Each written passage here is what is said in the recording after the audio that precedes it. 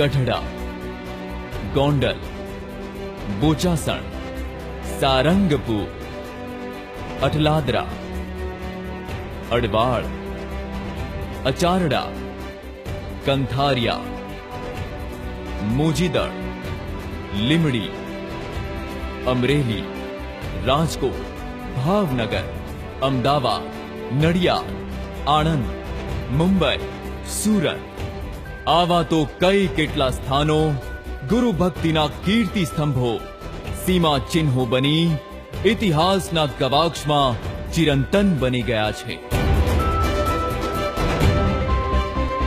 એ સમય હતો સને 1957નો। એ પવિત્ર સ્થળ હતું તીર્થધામ ગોંડલ। આજે વિનુભાઈ વિનુ ભગત બન્યા। આઈસ બ્રેક સુશિક્ષિત નવયુવાનની આ દીક્ષા સંપ્રદાયમાં એક જળહળતી ક્રાંતિ સમાન હતી। સને 1960 કપોળવાડી મુંબઈ યોગી બાપાએ નવયોગેશ્વરો સાથે તેમને પુનઃ પાર્ષદી દીક્ષા અર્પી।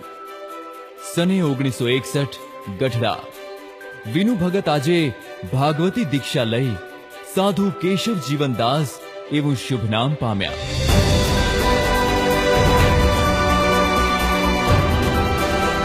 બ્રહ્મ સ્વરૂપ શાસ્ત્રીજી મહારાજે બાળપણમાં પાડેલ કેશવ નામ પુનઃ જીવંત બન્યું।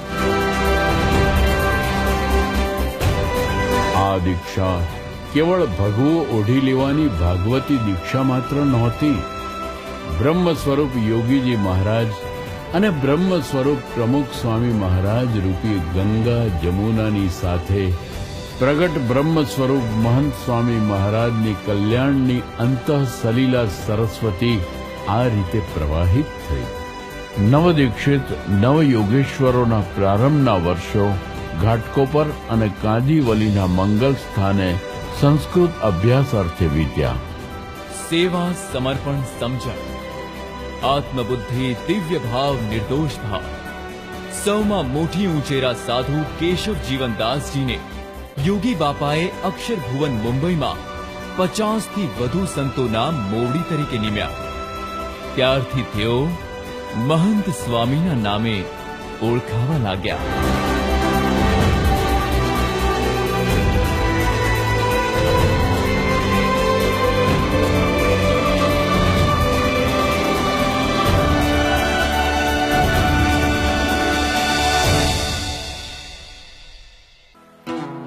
અરે મહંત શાના?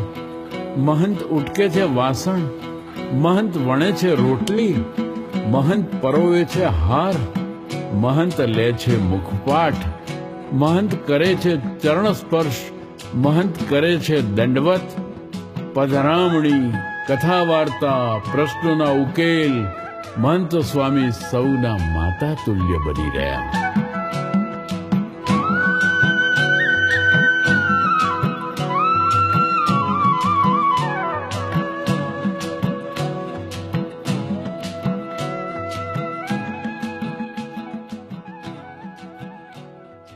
વાદળ પણ જો ઘર માંડવા માંડે તો બાકી પૃથ્વીનું શું થાય?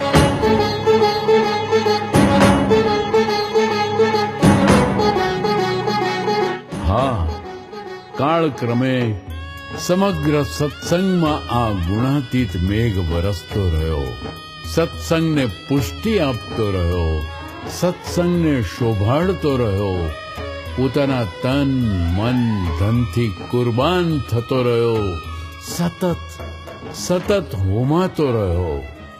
ગુણાતીત સત્સંગ બાગના એક એક મૂળ અને એક એક ડાળખી, એક એક કળી અને એક એક ફૂલ સૌ આ વાતની સાક્ષી પૂરે છે।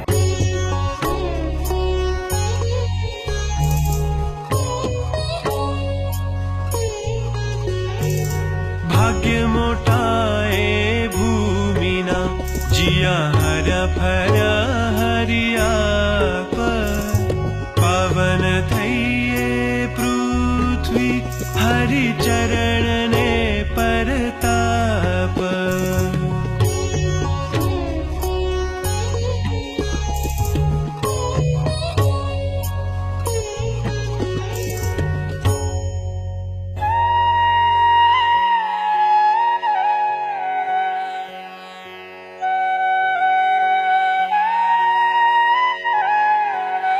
એ કલ્યાણકારી ચરણાર વિંદને શત શત દંડવત.